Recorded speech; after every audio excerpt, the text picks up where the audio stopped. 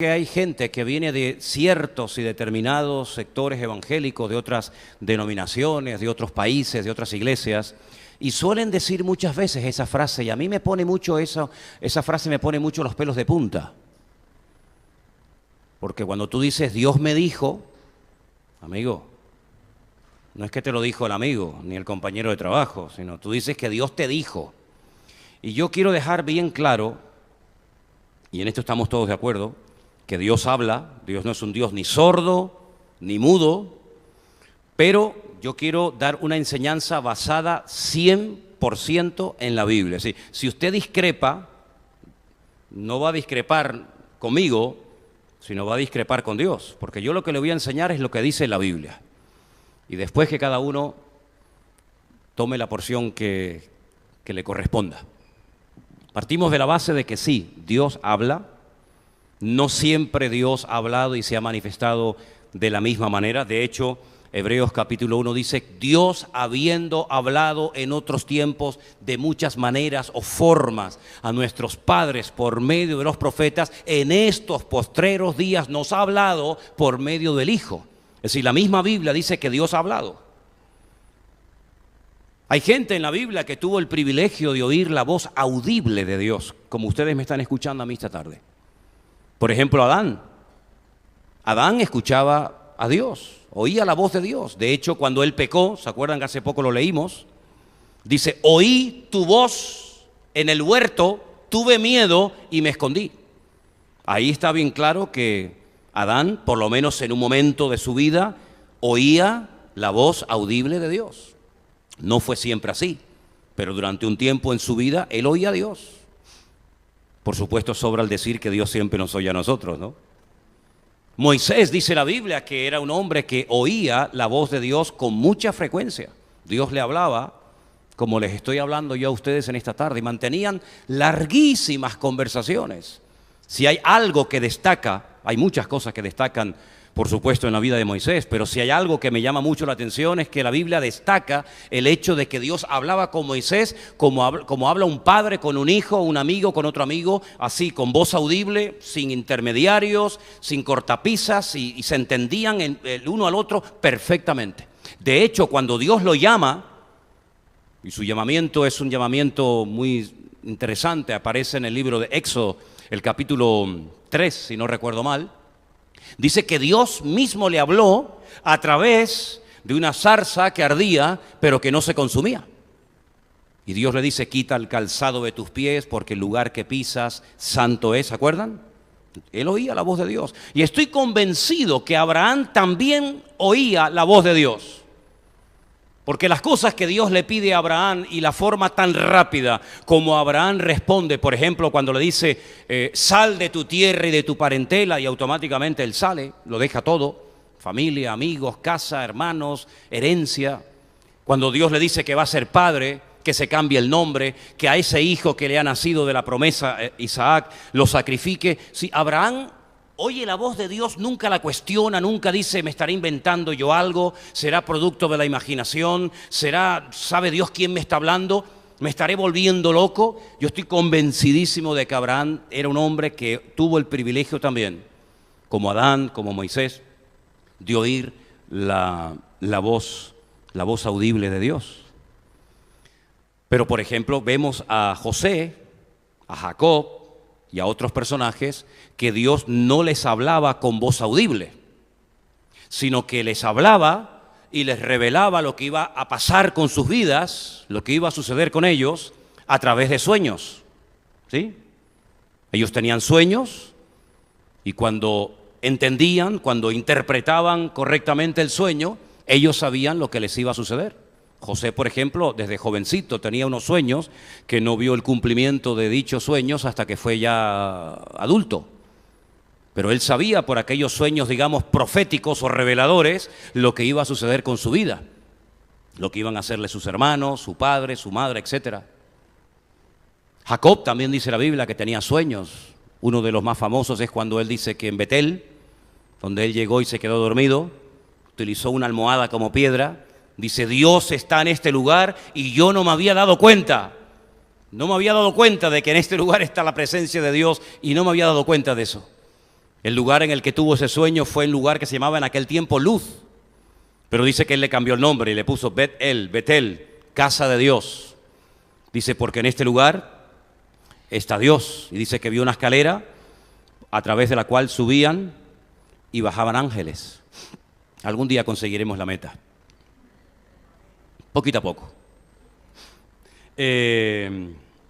Ezequiel, Daniel y otros muchos profetas no oyeron la voz de Dios, no tuvieron sueños, pero tuvieron visiones. ¿Sí? Tuvieron unas visiones tremendas, en algunos casos cuando estaban despiertos. Y esas visiones, muchas de ellas están reflejadas en la Biblia. ¿Os dais cuenta? Voz audible, sueños, visiones. Con el tema de los sueños hay un versículo que me gustaría leerles. Ténganlo presente para estos que están todo el día soñando y creen que todo lo que sueñan es de Dios. A lo mejor tiene que comer un poquito menos cuando se va a dormir a la noche, ¿eh? Eclesiastés capítulo 5, versículo 8, dice concretamente, el 7, donde abundan los sueños, también abundan las vanidades y las muchas palabras, mas tú teme a Dios. Así que no te preocupes tanto por lo que sueñes, porque si todo lo que soñamos fuera de Dios, madre mía, ¿verdad? Ahora,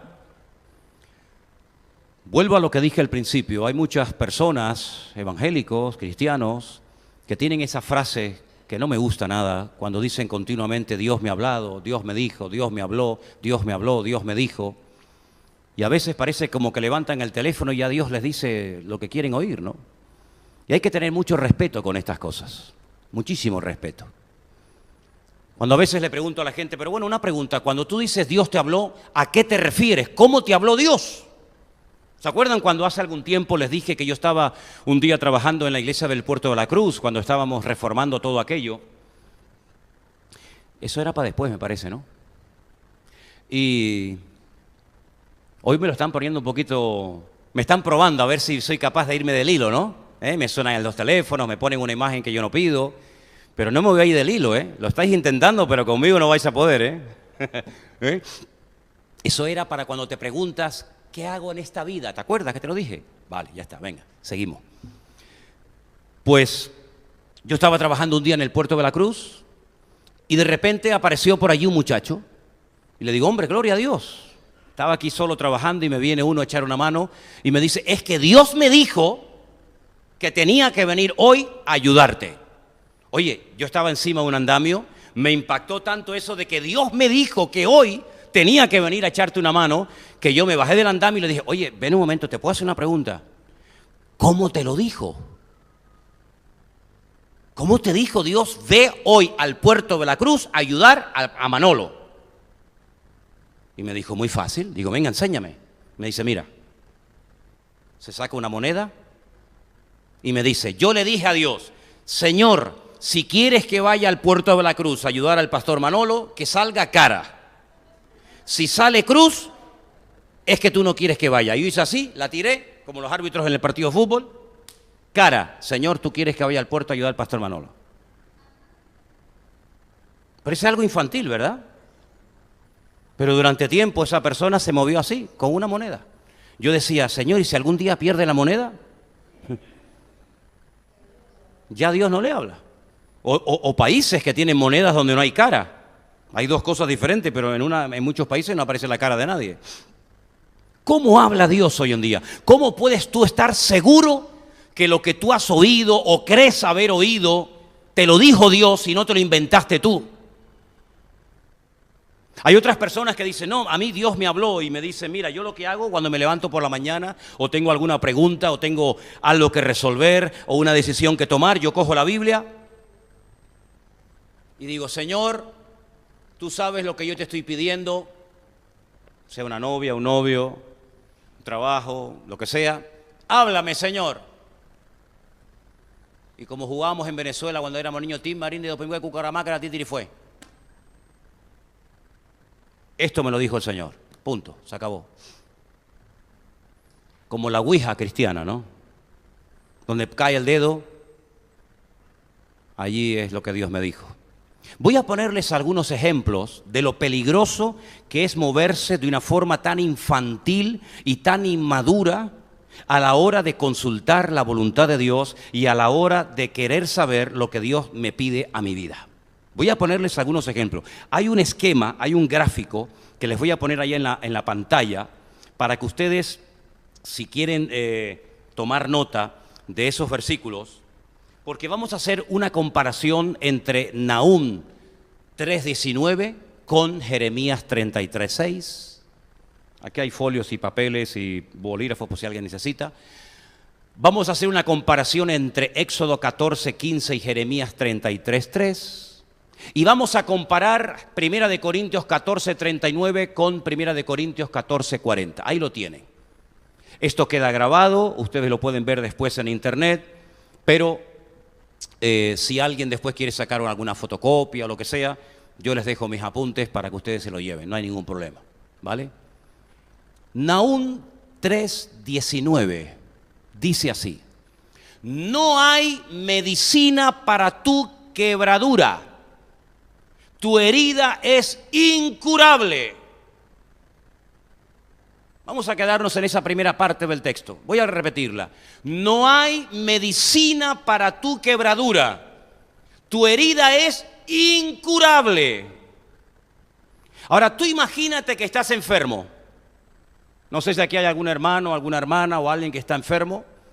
Y dice: Dios mío, yo te pido que me cures. Yo creo en tu promesa, yo creo en tu palabra. Yo creo que tú has muerto por mí en la cruz. Yo creo que tú me puedes sanar. Por favor, háblame, háblame, Dios mío, muéstrame lo que vas a hacer con mi vida. Y entonces recurres al sistema del dedito y llega por casualidad tu dedo y cae en Nahum 3:19 y lees y te quedas de piedra, porque Dios te ha dicho que no hay medicina para tu quebranto, para tu dolor, y tu herida es incurable. Cierras el libro y entras en una depresión que te quieres morir. Señor, quítame la vida, no me hagas sufrir más tiempo, ya que no me vas a curar. Ya que no hay medicina, ni remedio, ni cura para mi problema, yo no puedo vivir así más tiempo, quítame la vida. Pero imagínate que en vez de caerte el dedo en Nahum 3:19, te cae el dedo en Jeremías 33:6. He aquí, yo les traeré sanidad y medicina y los curaré. Y les revelaré abundancia de paz y de verdad. ¿En qué quedamos? ¿No hay medicina ni cura para mi enfermedad? ¿O tú me vas a traer sanidad y medicina y me vas a curar? ¿En qué quedamos? ¿Me curas o no me curas? ¿Me muero o me salvo? Y algunos dirán: es que los dos versículos están en la Biblia. Sí, pero te voy a dar una clave. Un texto fuera de su contexto es un pretexto. ¿A quién le dijo el Señor? ¿A quién le dijo el Señor? Para ti no hay remedio, para ti no hay cura, para ti no hay medicina, tu quebranto es eterno y permanente. ¿A quién se lo dijo? Tienen que empezar a leer el capítulo 3 del libro del profeta Nahum y te vas a dar cuenta que se lo está diciendo a Nínive, a una ciudad rebelde, a una ciudad que no se quiere arrepentir, a una ciudad que no quiere dejar de pecar, a una ciudad que quiere seguir desobedeciendo al Señor, a una ciudad que no quiere bajo ningún concepto pedirle perdón a Dios y ponerse a cuentas con Él. Y a esa ciudad, no a ti, hermano y hermana, sino a una ciudad perversa, le dice: he aquí estoy contra ti, dice el Señor, ay de ti, ciudad sanguinaria, llena de mentira y de rapiña. Apártate del pillaje. Y le está hablando, como ustedes pueden comprobar en Nahum capítulo 3, a la ciudad de Nínive. A la ciudad de Nínive. ¿Cómo te vas tú a tomar una palabra que el Señor se la dijo a través del profeta Nahum para ti? ¿Eres tú acaso la ciudad de Nínive? ¿No te das cuenta el error tan grande, el disparate que puede cometer un creyente por apropiarse de un verso que no es para él? que está puesto ahí como una palabra profética que Dios le dio al profeta Nahum para amonestar, para que Nínive se corrigiera de su maldad y de su pecado, que no es algo que Dios escribió para ti personalmente. ¿No te das cuenta de eso? Pues ha habido gente que por apropiarse de palabras o de profecía o de textos que no eran para él,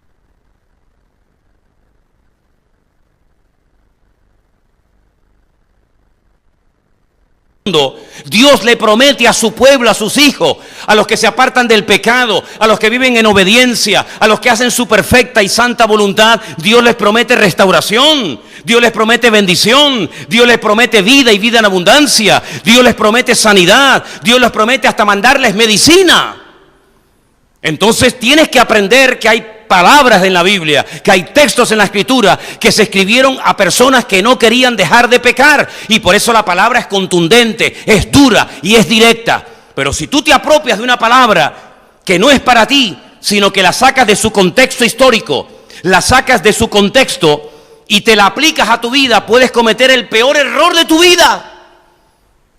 Y puedes entrar en una profunda depresión creyendo en un texto que lo has sacado del contexto y tú te lo estás aplicando como si fuera una palabra específica para ti. Por eso hay que madurar, hermanos, hay que madurar y no recurrir ni a la monedita ni al dedito a ver a dónde cae, porque es muy peligroso cuando tú, por no querer profundizar en las Escrituras, por no conocer al Señor y por ser un cristiano muy superficial, llevas una vida que depende del dónde cae el dedo, dónde no cayó el dedo, lo que sentí. No, mi hermano, hay que madurar.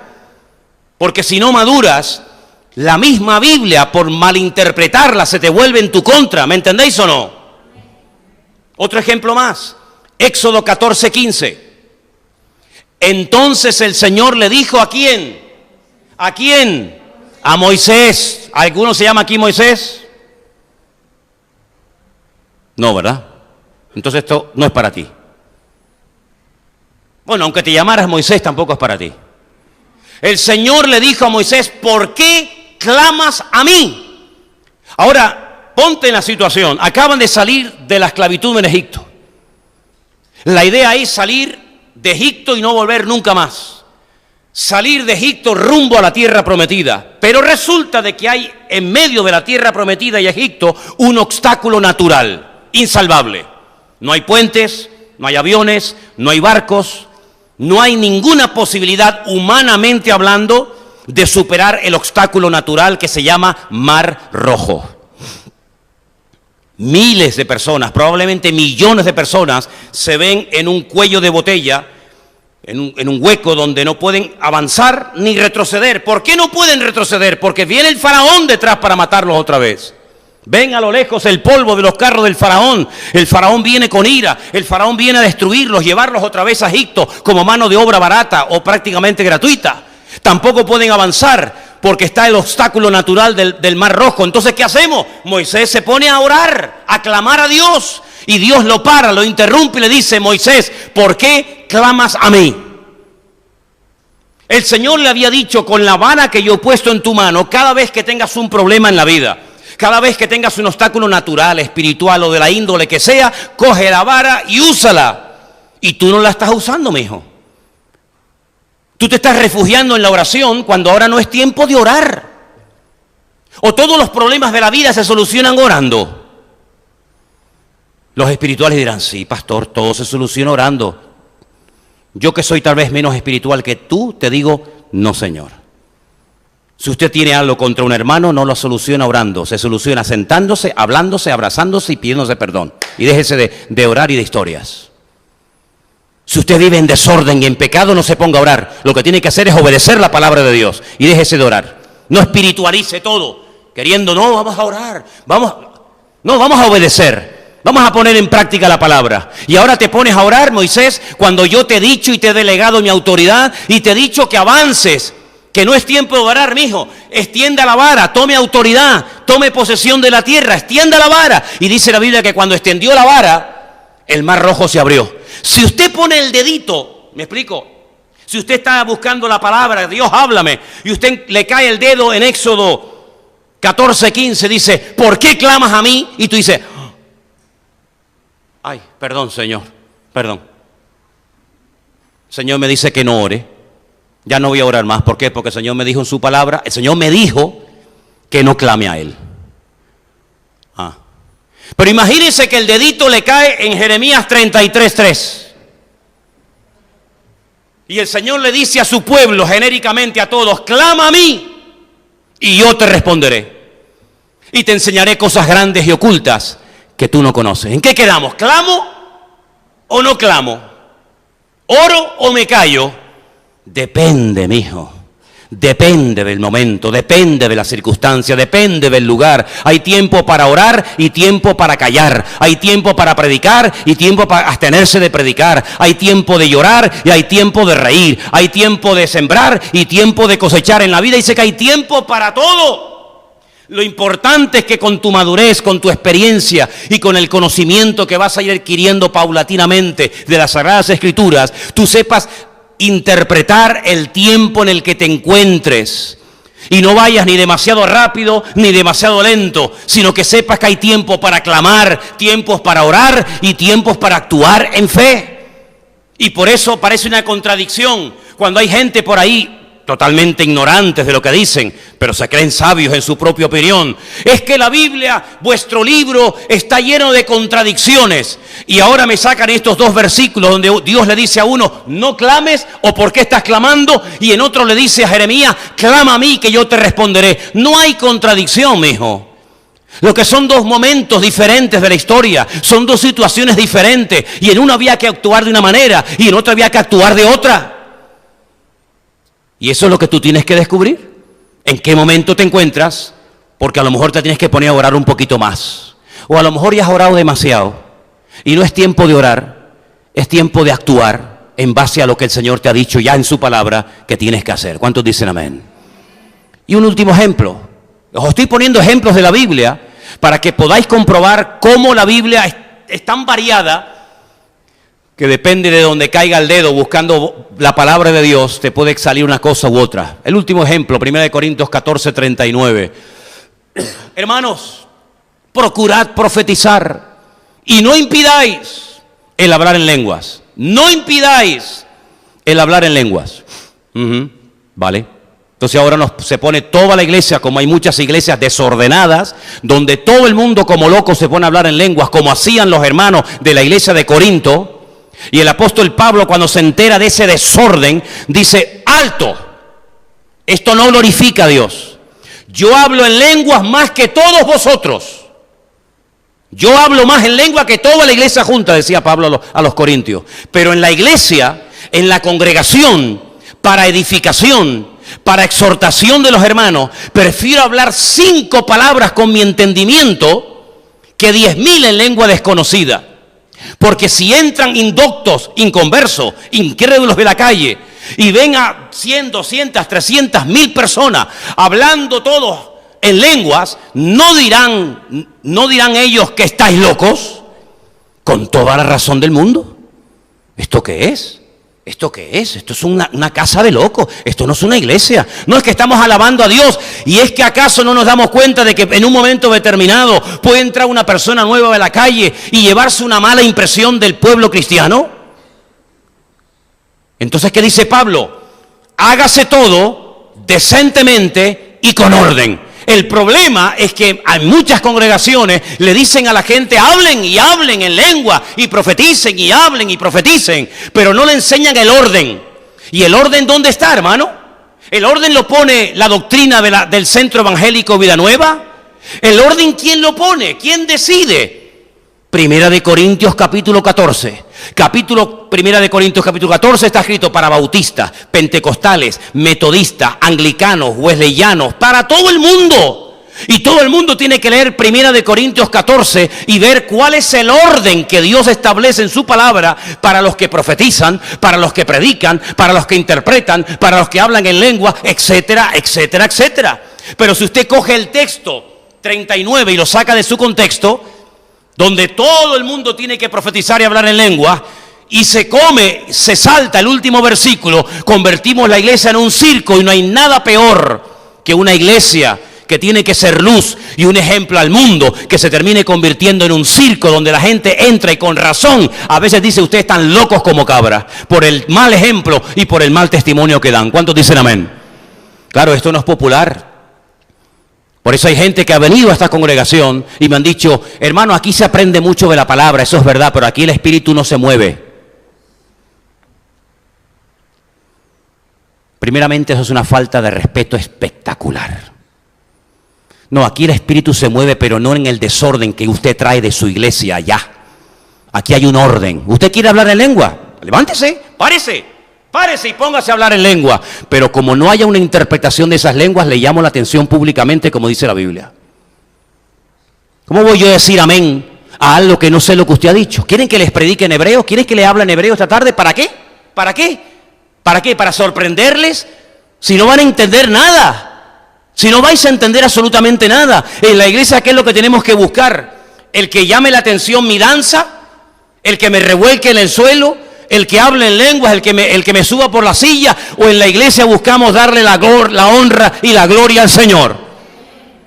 Claro, por eso hay muchas personas que en una iglesia ordenada, donde la palabra es el marco en el que nos movemos, no son capaces de aguantar, no se adaptan. ¿Por qué? Porque están acostumbrados al relajo, están acostumbrados a que todo vale y encima le atribuyen al Espíritu Santo cosas que a veces son puramente de la carne y del desorden, que no glorifican a Dios, sino lo que hacen es que toda la iglesia está esperando que la hermanita descienda de la nube porque la tomó el Espíritu y se pega 3/4 de hora haciendo la gallina cueca, poniendo el huevo por toda la iglesia.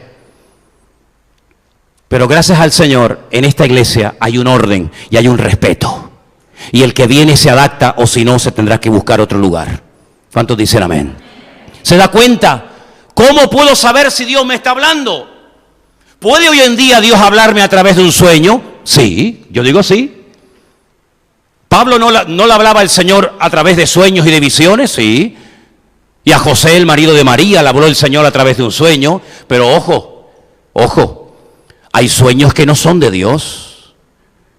Hay sueños macabros, sueños muy feos, sueños que no tienen ninguna base bíblica. Yo di una vez un estudio en la iglesia acerca de cómo podemos discernir, cómo podemos saber si lo que soñé es de Dios o es de la carne o es producto de mi imaginación. Y ahí está grabado por si alguien quiere verlo, escucharlo. No todo lo que vemos, no todo lo que sentimos. ¿Se acuerdan cuando les puse el ejemplo de aquel amigo mío que estaba detrás de una muchacha de la iglesia? La muchacha no le hacía ni caso, ¿se acuerdan? Y él de espiritual se le acercó y le dijo: hermana, aleluya, para hacerse el espiritual. Le decía: hermana, Dios me ha dicho que se tiene que casar conmigo. Y la hermana, que le sacaba 4 cuerpos, 4 cabezas en todo, le dijo: pues a mí el Señor no me ha dicho nada. Hay gente que llega a las iglesias y le dice: hermano, tengo una palabra de Dios para usted. No me hace falta, mi Dios también me habla a mí directamente, muchas gracias. Yo tengo un pastor, usted no sé quién es, lo acabo de ver ahora por primera vez en mi vida, así que hágame el favor, no me moleste. Mira qué fácil la cosa, No deje que nadie le esté dirigiendo la vida. Para eso tiene usted la Biblia, y si aceptó al Señor, línea directa con Dios. ¿Tiene usted una pregunta? Busque en la palabra de Dios, porque en la Biblia usted va a encontrar absolutamente todo lo que usted necesite. ¿Cuántos dicen amén? Léalo conmigo. En la Biblia encontrarás todo lo que tú necesitas. Todo, absolutamente todo. Hay gente que recurre a ponerle pruebas a Dios. ¿Le puedo poner una prueba al Señor? Porque en la Biblia hay gente que le puso pruebas al Señor. Y el más famoso, sin lugar a dudas, ¿quién fue? ¿Y por qué se las puso? ¿Por qué le puso tantas pruebas Gedeón a Dios? ¿Por qué? Porque no se terminaba de creer lo que Dios le había dicho. ¿Quién es el que tiene que poner un montón de pruebas a Dios? Señor, si tú me has hablado y quieres que me compre el coche, que llueva mañana. Y estamos en pleno invierno. No, pero pídele al Señor que nieve en agosto en Madrid. Y si nieva en agosto en Madrid, a lo mejor Dios te habló, ¿verdad? Las pruebas generalmente en la Biblia la ponen la gente que tienen miedos y que dudan. Hay una frase que yo enseñé hace mucho tiempo y por favor, yo sé que no es de la Biblia. Yo creo, de verdad yo creo que Dios me reveló esa frase y yo quiero que la pongamos ahí y que dice, lo escrito no necesita confirmación. ¿Cuántos dicen amén? Si está escrito en la Biblia, no hace falta que usted pida una confirmación. Señor, ¿será tu voluntad que le hable al vecino de arriba de ti o no? ¿Me podrías mandar una señal del cielo? Si yo fuera el Señor, te mandaba un granizo de 45 kilos. ¿Qué confirmación te tiene que dar a ti el Señor, mijo? Si en su palabra dice, id por todo el mundo y predicar el evangelio a toda criatura. Lo escrito, no tiene usted ni que orar para que Dios se lo confirme. Ya está escrito. Y el hecho de que es de Dios es que ya está escrito. Señor, si tú quieres que ore, que me entre mucho hambre. Pues si estás todo el día con hambre, que no para, pareces una lima. ¿Cómo no va a querer el Señor que evangelices, que ores, que te congregues? Claro, hermano, hay cosas que no hace falta ni pedir confirmación porque ya están escritas. Y lo que está escrito, repito, no hace falta ningún tipo de confirmación. Para algo tenemos la Biblia hoy en día, pero ¿cuál es el gran problema? ¿Cuál es el gran problema de muchos creyentes hoy en día? Y disculpen que les diga esto, que se lee muy poco la Biblia. Es verdad. En mi época, cuando yo me convertí, la gente devoraba la Biblia. Leíamos la Biblia que no parábamos, hermanos. Pero he conocido, no uno ni dos, muchos cristianos que llevan años en las iglesias y me confiesan que aún no han leído toda la Biblia. Y una persona que todavía no se ha leído toda la Biblia, que no conoce todo el consejo de Dios, que no sabe lo que Dios dijo, lo que Dios no dijo, lo que Dios pide, lo que Dios no pide, lo que permite, lo que prohíbe. Una persona que no ha leído toda la palabra, ¿cómo se mete en camisas de 11 varas, inventándose y usando la frasecita, Dios me dijo y Dios me habló? Lo curioso es que mucha gente que dice Dios me dijo y Dios me habló, a mí me llama mucho la atención, muchas veces reciben palabras siempre pero para los demás. Pero para ellos o para ellas, a veces, poco o ninguna. Tengo palabra para ti, tengo una palabra para ti, Dios me dijo que te diga no sé qué, Dios me dijo que te diga no sé cuánto, pero sin embargo tú, que estás en desorden, viviendo con un hombre que no es tu marido, en pecado totalmente, a ti Dios nunca te dice nada. Siempre tienes palabras para los demás, le quieres arreglar la vida a los otros y tu vida es un desorden, desde que te levantas hasta que te acuestas, pero ¿no te redarguye el espíritu?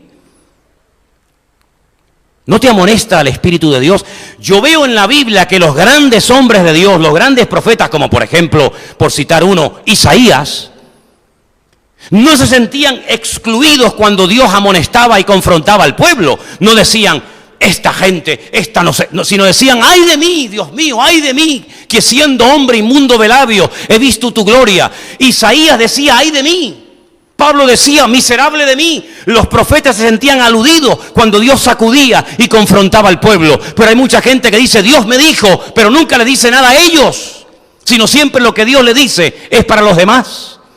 Te vuelvo a repetir, no caiga en el error de dejar que nadie le mangonee ni le dirija la vida. Usted tiene la palabra escrita de Dios, tiene el Espíritu Santo en su corazón, tiene a Cristo con usted, ore al Señor y el Señor le va a hablar y le va a confirmar todo a través de su bendita palabra. ¿Cuántos dicen amén?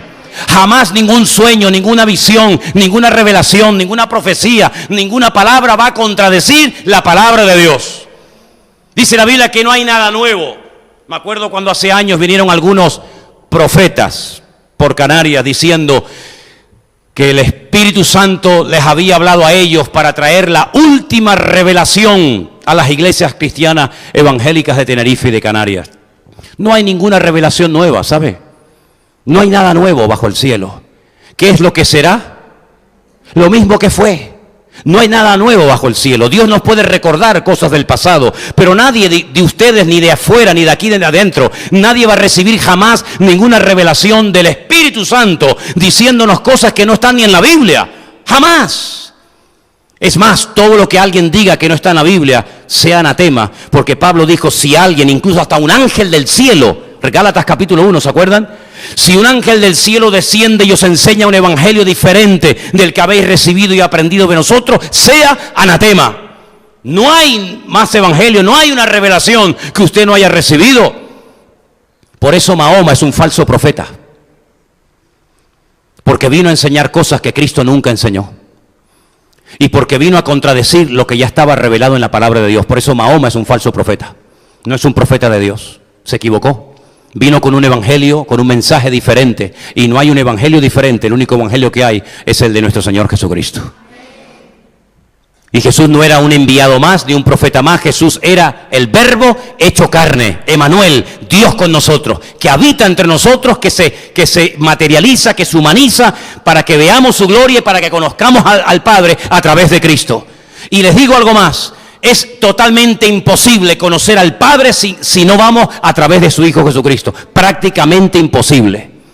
Por eso dice la palabra de Dios, el que no tiene al Hijo, olvídense, no tiene al Padre.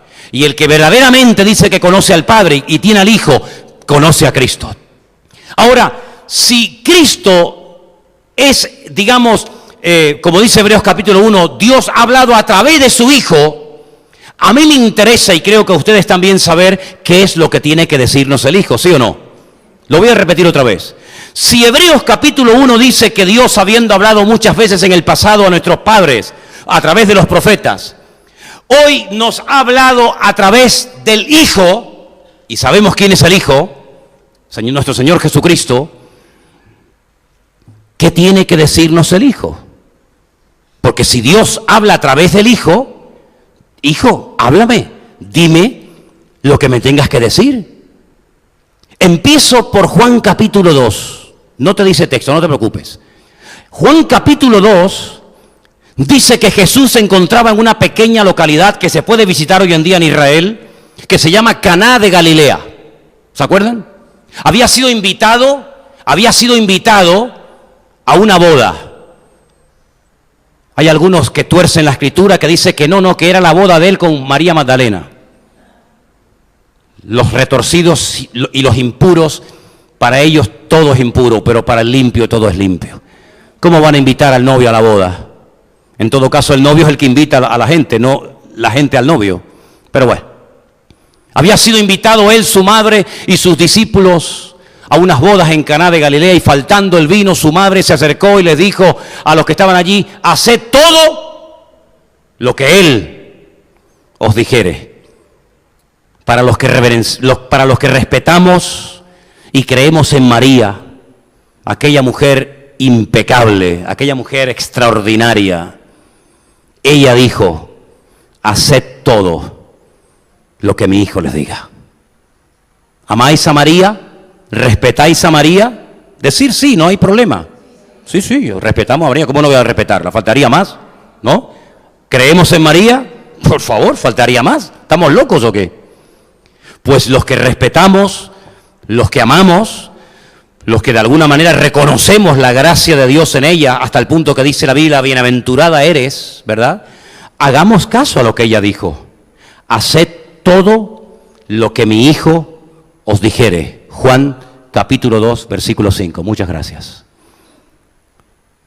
Pero ¿qué dijo él personalmente? ¿Qué nos dice él a nosotros hoy en día? Vayamos a Juan capítulo 5, versículo del 39 en adelante. ¿Lo tienes?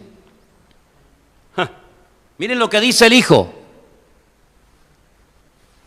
escudriñad, estudien las Escrituras, estudien, porque a vosotros os parece que en ellas tenéis la vida eterna, y ellas son las que dan testimonio de mí, dijo el Señor.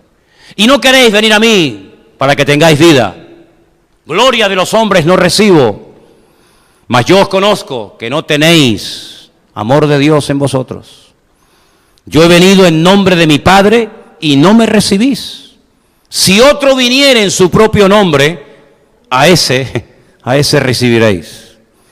¿Cómo podéis vosotros creer, pues recibís gloria los unos de los otros, y no buscáis la gloria que viene del Dios único?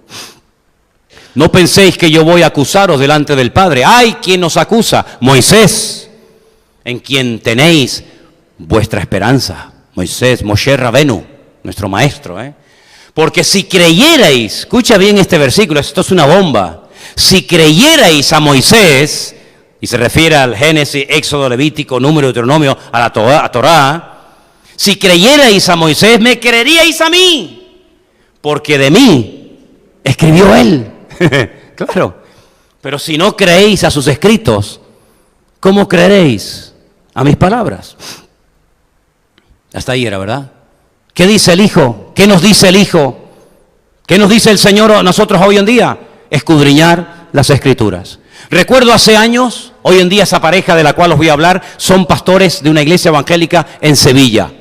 Jesús, y si no recuerdo mal, ella se llamaba Nati. Estábamos en una campaña evangelística, un evangelista norteamericano había montado una carpa enorme como si fuera un circo y durante 3 meses teníamos cultos todos los días en la ciudad de Sevilla.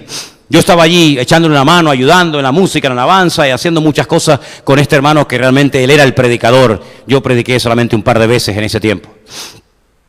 Y llegó una parejita una tarde.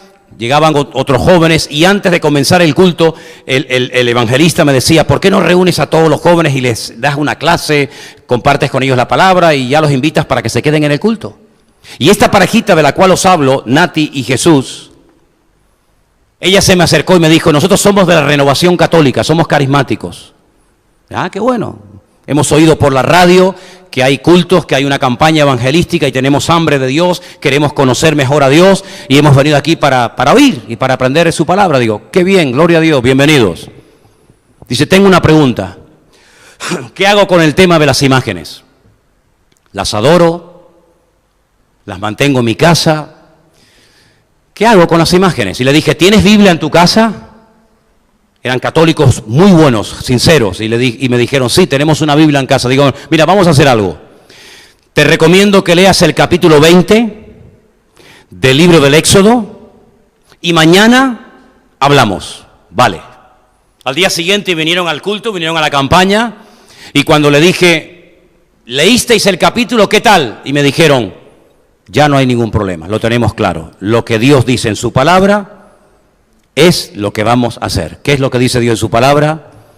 Al Señor tu Dios adorarás y a Él solo servirás. No tendrás dioses ajenos delante de mí, no te postrarás ni las honrarás, no te harás imagen de lo que está arriba en el cielo, ni en la tierra, ni aún debajo de la tierra, etcétera, etcétera, etcétera. La palabra habla a aquel que quiere oír la verdad de Dios. La palabra habla, y habla tan clara que cuando tú buscas la verdad, yo te pregunto, ¿tú estás buscando la verdad? Si tú estás buscando la verdad, no la busques en una iglesia, búscala en el Dios de su palabra y en la palabra de Dios. Y ella te hablará, ella te convencerá y la verdad te hará libre. ¿Cuántos dicen amén? La palabra habla, hermanos. Esa es la forma como Dios habla hoy en día, a través de su palabra. Y cada vez que tengas un sueño, una visión, una revelación o un sentir, etcétera, a la Biblia. ¿Dónde está eso? ¿Dónde está eso? ¿Hay algún versículo, algún personaje, alguna parábola, alguna historia, algún texto, algo, Señor, que me confirme lo que yo estoy sintiendo? Dios me está poniendo en el corazón que deje a mi marido y me vaya con otro. Pero hermana, sí, porque ya le han salido unas patas de gallo por aquí, yo lo conocí con pelo, ahora está calvo, está gordo. Tenía antes un lunar muy bonito, ya se ha convertido en una verruga asquerosa y ya no me gusta este hombre, hermano. Yo creo que ya tengo que buscar el perfecto amor. Y Dios me pone en mi corazón, hágame el favor, hágame el favor. Eso no dice la Biblia. Eso no dice la palabra de Dios. ¿O usted se cree que es la jovencita de 20 años? Porque yo a usted también le veo alguna verruga, que ya empieza a ser sospechosa también, Entonces, hermano, no nos inventemos cosas. No vayamos a una iglesia para que el pastor o el predicador nos diga lo que yo quiero oír. Que también los hay y también existen congregaciones donde el predicador le dice a la gente lo que en el fondo quieren oír. Pero el verdadero predicador, el verdadero siervo de Dios, el verdadero profeta en la Biblia, muchas veces tenía que decir lo que la gente no quería oír. Y os voy a poner un ejemplo, ya que os veo tan quietitos y tan atentos, digo, voy a aprovechar antes que se me despisten y se me vayan. Terminan destruyendo la ciudad de Jerusalén, le prenden fuego al templo, revientan con todo, matan a miles de personas, se llevan a un montón de gente al destierro, al cautiverio a Babilonia, 70 años, matan a viejos, niños, mujeres, violan a un montón de mujeres, un desastre, el país queda en ruinas. Y llegan los poquitos que sobrevivieron al profeta Jeremías y le dicen: ¿qué razón tenías, siervo del Señor? 40 años estuviste predicándonos que nos arrepintiéramos, que dejáramos de pecar, que dejáramos de adorar a Baal, a Astarot, a Moloch, a Quemo, a Milcón, y no te hicimos caso. Y ahora mira, ahora es verdad, lean el libro de Lamentaciones, cómo ha quedado la ciudad populosa. Todo se cumplió literalmente. ¿Qué razón tenías? Jeremías dice: bueno, ¿y ahora qué queréis? ¿Ahora qué quieren? Dice: queremos que busques palabra de Dios. Queremos que ores y que hables con el Señor y que te diga: ¿qué hacemos ahora? ¿Qué hacemos? ¿Nos quedamos aquí? Un país destruido, en ruinas, sin futuro, sin nada. Nos vamos al extranjero, buscamos otro país. Dinos qué hacemos. Y le dicen, escúchame bien, lo que Dios te diga, lo haremos. ¿Seguro? Lo que el Señor te mande para nosotros lo obedeceremos, sin lugar a duda. Jeremías dice: muy bien, denme tiempo. Se va a orar. Déjame que beba agua, que me estoy asfixiando un poco. Sigo. 10 días después, le dice: vengan para acá. ¿Recuerdan lo que me habéis pedido? Que orara por ustedes, que consultara al Señor y una vez que tuviera palabra los volviera a llamar y se lo dijera. Sí. Pues ya tengo la palabra. Gloria a Dios, qué bueno. Dinos qué te ha dicho el Señor. Y le dice Jeremías: el Señor me ha dicho, y a este sí le decía el Señor, a este sí le hablaba, no a estas mariposas que están por ahí, ahora estoy aquí, ahora estoy allá. No mariposas de estas extrañas, sino este era un hombre de Dios, demostrado, confirmado. Dios me ha dicho que les diga que es verdad, nuestro país está en la ruina. Esto es un desastre, no hay nada. Pero el Señor me ha dicho que os diga que si nos quedamos aquí, el Señor nos va a levantar, nos va a bendecir. Las cosas van a cambiar, aunque seamos poquitos, aunque no haya aparentemente recursos materiales, aunque la economía está quebrada. Si somos fieles al Señor y nos mantenemos unidos y fieles a Él, sin movernos de Jerusalén, Dios nos bendecirá y Él nos cuidará. ¿Qué creen ustedes que dijo el grupo? ¡Gloria a Dios! Ya sabemos lo que tenemos que hacer. ¡Amén! ¿Sois tan ingenuos que vais a creer eso? Todos le dijeron: de eso nada. Eso es mentira. A ti Dios no te dijo nada. Nosotros nos vamos a Egipto. Allí hay trabajo. En Egipto siempre hay trabajo. Hay sequía en Israel. En Egipto, el río Nilo, 6.666 kilómetros de largo, el río más largo del mundo. Siempre hay agua en Egipto. Hay muerte en Israel, en Egipto siempre hay de todo. Es como ese paraíso, esa jaula de oro que entras y te atrapa y te encierra, ¿no? Ellos querían ir a Egipto. Ellos ya habían decidido ir a Egipto. Ellos no querían seguir allí. Y ellos lo que buscaban era un predicador que se prostituyera y se pusiera al servicio de ellos y les endulzara los oídos y les dijera lo que ellos en el fondo querían oír. Pero Jeremías no era un cobarde, Jeremías no era un mequetrefe, Jeremías no era un pelele que decía: bueno, déjame decirle a esto: sí, hermanito, vayan a Egipto, que el Señor va con ustedes, para que después al final te den una ofrenda y diga: qué hombre de Dios, este hombre sí que tiene amor, este sí que es un pedazo de predicador. No, él dice: no vayan a Egipto. Si van a Egipto creyendo que allí se van a salvar, el hambre que hay aquí les va a encontrar en Egipto. La espada que están huyendo de aquí los va a encontrar en Egipto. Y allí van a morir de hambre, van a morir de frío, van a morir. Y se enfadan con el profeta y le dicen no. Y cuando se fueron a Egipto, ¿qué pasó? Lo que les dijo el profeta Jeremías. Entonces, hermanos, Dios no siempre nos va a hablar y nos va a decir lo que en el fondo nosotros queremos oír. Un día iba en el coche y puse la radio y sin querer, sintonicé esas radios donde están estos cantamañanas que cuando llamas te dicen, hola, buenos días, cariño, mi amor. ¿Cómo te llamas? ¿De qué signo eres? Jolín, pues tú que eres tan lista, averíguame cómo me llamo, dime el nombre y el apellido. Te llamas Juan García Pérez Morales, 45819-3024C. Vives en Tomás Morales 44, tienes 38 años, estás casado, se te está cayendo el pelo y te van a operar dentro de poco. Uf, te queda diciendo, mi madre, cuidado. Ya empezamos mal. ¿Cómo te llamas? No sabe ni cómo te llamas. Sí, un desastre total, fatal. Y empecé a escuchar, porque una señora llamaba y decía, quisiera hacerle una consulta. Dime, cariño, dime, mi amor. Ustedes saben que los venezolanos hasta cuando están enfadados te llaman mi amor. De eso nada, mi amor. Y está enfadado. Te va a dejar, pero te dice, de eso nada, mi amor. Porque usted sabe, te llaman de usted y todo. Ah, no, esos son los colombianos. Perdón. Está enfadado y te llaman de usted. Dime, cariño, es que mira, no estoy bien con mi marido. Últimamente discutimos mucho. Dice, claro, ya le estás dando datos. La otra dice, sí, lo veo aquí. Se está comiendo un bocadillo de foie gras y te dice, sí, lo veo. Y está mirando, está jugando a las bolitas esas que te gustan a ti, las bolitas de clac, clac, esas. La que jugaba la presidenta del Parlamento, la inútil esa. ¿Cómo se llama? El Candy Crush. Sí, lo veo. Sí. Te va mal con él últimamente, ¿verdad? Sí, te va mal.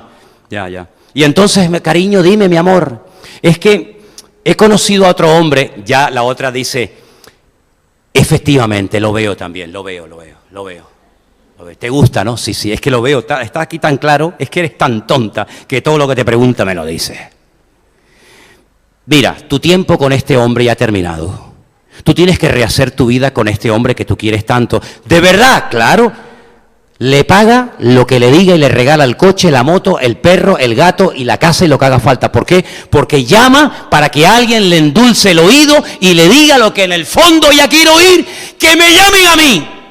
¡Que me llame a mí! Pastor, quiero hablar con usted. Dígame, siéntese ahí.